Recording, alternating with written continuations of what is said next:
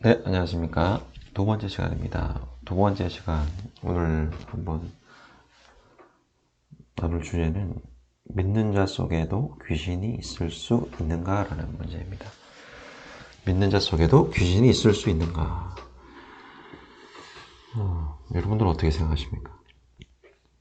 들을 수가 없으니까 일단은 대부분의 사람들은, 이 방송을 보는 대부분의 사람들은 있을 수 있겠다 라고 이렇게 대답을 하시겠죠. 그런데 재밌는 일이 있었어요. 재밌는 일이 뭐냐면은 제가 믿은 지 우리 교회 생명수교회에 한 2년 정도 되었을 때 학교에 저희 같은 선생님이 계셨는데, 이 선생님이 이 선생님도 믿는 분이셨어요. 믿는 분이셨고 부산에서 좀 큰 교회를 다니셨던 분이셨습니다. 근데 선생님 무릎에 관절이 아프셔서 인공관절을 이렇게 뭘 해야 되는 그런 수술 날짜를 받고 계셨던 분이 계셨어요. 그래서 제가 이분이 교회도 다닌다는 걸 알아서, 그러면 더 쉽겠다, 그냥 가서 기도해 드리면 되겠다, 믿으시니까. 그래서 기도를 해드리겠다 했는데, 근데 제가 그렇게 말씀을 드리니까 괜찮다, 괜찮다. 어, 그냥 당신이 이재환 선생님이 그냥 나를 위해 기도를 해주겠다라는 말만 들어도 너무 감동이다, 행복했다.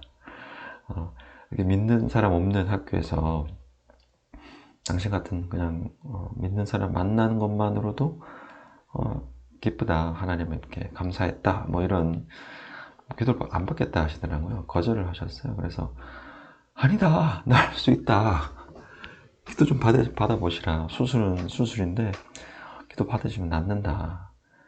그래서 안 받겠다고 하신 이유 중에 뭐 잘 기억은 안 나는데, 오래된 일이라서 하나님이 나한테 이 질병을 주셨다라고 이렇게 얘기하시는 거예요. 하나님이 저를 너무 사랑하셔서 교만하지 않기 위해서 겸손케 하시려고 질병을 주셨다라는 그런 말씀을 하시더라고요. 겸손하게 하시려고. 그래서 질병을 주셨다. 그래서 나는 괜찮다, 수술 받으면 된다, 이런 말씀을 하시는 거예요. 그래서 아니다, 기도하면 낫는다. 그래서 다음 날인가 다다음 날인가 기도를 하게 되었습니다. 일단 그래, 기도를 받자, 이런 말씀을 하셔서 낫는다. 저 참 그때는 겁이 없었죠. 그런데 저희 생명수교의 스타일대로 제가 기도를 했거든요. 당연히 이분은 믿는 분이라서 뭐 조심할 필요도 없다, 그냥 우리 교회 스타일대로, 생명수 교회 기도 스타일대로 기도하자, 이러면서, 생명수 스타일이 뭡니까? 바로 축사와 치유는 한 덩어리다, 이런 말씀을 많이 하시죠, 우리 생명수교의 양길 목사님께서. 그래서 축사 먼저 하고 영을 먼저 뽑고 치유를 하는 스타일입니다. 그래서 저는 당연히 이 스타일대로 이분에게 기도를 막 했습니다. 치유 축사를 막 했어요. 예수의 이름으로 명한다, 질병을 가지고 온 영은 예수의 이름으로 떠나가라, 예수의 이름으로 명한다, 질병의 영 떠나가라, 우상의 영 떠나가라, 이런 선포를 막 했죠. 선포를 막 하니까 저는 그분이 이렇게 막 무릎만 보고 이렇게 막 기도를 했습니다. 그러니까 기도는 잘 받으셨는데 나중에 저한테 질문을 하시더라고요. 질문을. 아니, 왜 나는 믿는 사람인데 왜 나한테 영이 있다라고 하느냐. 왜, 질문을 했습니다. 왜 나는 성도인데 왜 나한테 귀신이 있다고 하느냐. 질문을 하시는 거예요. 질문. 제가 뭐라고 대답했겠습니까? 제가 뭐라고 대답했겠습니까? 양념 목사님한테 배웠다. 우리 교회 목사님이 그렇게 하시더라. 기도해서 우리 애가 나왔다. 우리 아이가 나왔다. 그런 말밖에 못했어요. 아니, 그러니까 성경적인 증거가 있느냐 이렇게 묻시더라. 성경적인 증거? 나왔다. 우리 목사님이 그러더라. 우리 아이도 나왔다. 내가 경험 당사자다. 근데 안 나왔잖아요. 결론은 해서 안 나왔거든요. 그분이 한 20분 30분 했나. 그래서 실패다. 그러니까 바로 이런 질문이 들어오는 거죠. 바로 여기서 나왔으면은 질문을 하지도 않았겠죠. 그죠? 그런데 일단 안 나왔으니까 이런 질문이 들어온 겁니다. 공격이 들어온 거죠. 성경적 증거가 있느냐? 그래서 나는 우리 양경 목사님이 증거다. 이런 말만 할 수밖에 없었는데 당황하고 깨갱하고 돌아갔던 기억이 납니다. 근데 그게 성경의 증거가 있더라고요. 그래서 양결 목사님 죄송합니다. 양결 목사님이 증거는 맞지만 성경적으로 어느 증거가 있느냐. 근데 놀랍게도 그 선생님께서 말씀하신 그 사도 바울의 그 관련된 구절 안에 증거가 있었습니다. 바로 고린도후서 12장 7절 조금 더 보시면 9절까지인데 특별히 12장 7절에 증거가 있습니다.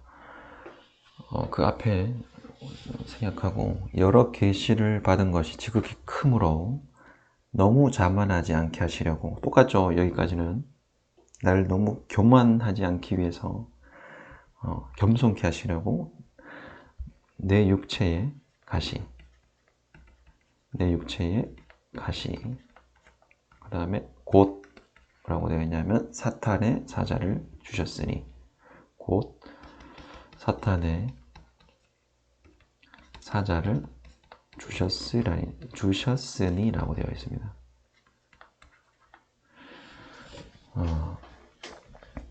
이 앞구절이 그 선생님께서 하셨던 말씀이랑 똑같아요. 나를 너무 교만하지 않게 하시려고 겸손케 하시려고 질병을 주셨다. 내 육체의 가시. 사도 바울이 말하는 그 가시라고 하는 게 우리가 대부분 생각하기로는 뭐 간질이다. 아니면 안질이다. 뭐 눈의 질병이다. 이런 말을 하는데 상관없습니다. 상관없고 내 육체의 질병, 가시를 주셨는데 이것이 무엇이냐? 곧 이꼴 사탄의 사자라는 겁니다. 사자, 우리 여호와의 사자하면 보내심을 받은 자죠. 보냄을 받은 자.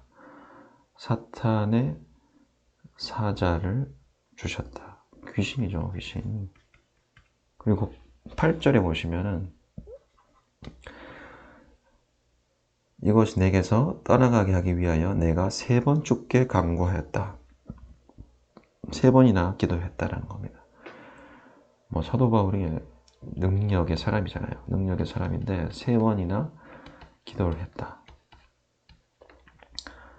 그런데 하나님 말씀은 뭐냐? 9절에 보시면은 내 은혜가 내게 족하도다. 이는 내 능력이 약한 데서 온전하여짐이라. 이렇게 하나님께서 말씀하셨다라는 겁니다. 너 약한 곳에서, 너 약한 육체에서 내 능력이 온전해진다.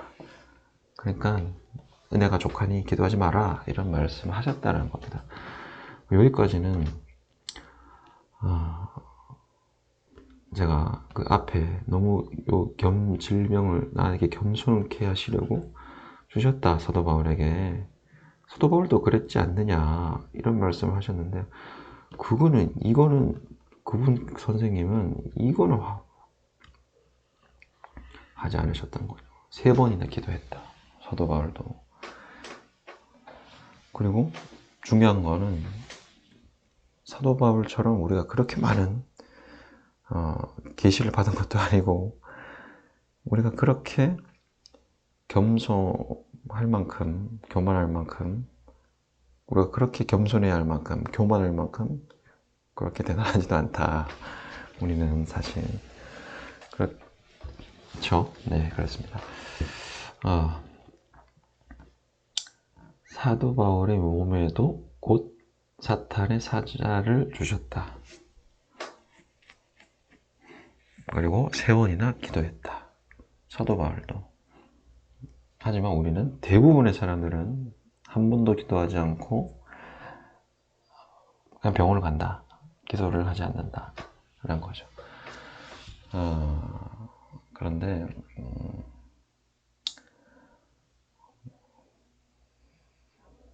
우리가 정말 알아야 될 것, 대부분의 이런 하나님께서 뭐 질병을 주셨다라고 하는데 결과적으로 하나님이 이렇게 선물해 주신 건 아니거든요. 이거는 선물해 주신 것이 아니라 허용적으로 주신 겁니다. 대부분의 우리 안에 있는 질병은 하나님도 어쩔 수 없이 하나님 나라의 그런 진리의 법칙 안에서 허용적으로 주실 수밖에 없는 겁니다. 우리는 대부분 착각하고 있다. 하나님이 나한테 겸손케 하시려고 질병으로 치셨다. 이런 말들을 많이 하는데 그것이 사실은 아니다라는 겁니다. 정리하자면 믿는 자 속에도 귀신이 있을 수가 있다. 충분하다. 차고 넘친다. 그런 겁니다. 물론 우리 믿는 성령이 계시는 영의 자소에까지는 아닙니다. 분명히 아닙니다. 우리 안에 있는 육체에 그리고 그 사이에 있는 혼에 영향을 미칠 수가 있고 혼을 점령할 수도 있지만 우리 믿는 자 속에 성령이 내주하시는 성도에게도 믿는 성도에게도 귀신이 있을 수가 있다. 그리고 귀신이 우리 육체에 가시를 줄 수가 있다라는 성경적인 베이스가 있다. 여러분들 한번 요 고린도후서 12장 7절 바로 기억하시고 또 성경적 증거가 있느냐라고 누가 물어볼 때 이거 봐라. 사도 바울의 몸에도 육체에도 사탄의 사자가 있었다라고 그렇게 대답하실 수 있는 당당함 갖추시기 바랍니다. 성경적 지식을 갖추시기 바랍니다. 네. 이상으로 두 번째 시간 믿는 자 속에도 귀신이 있을 수 있는가 라는 주제로 이야기 나눠봤습니다. 네, 이상으로 방송을 마치겠습니다.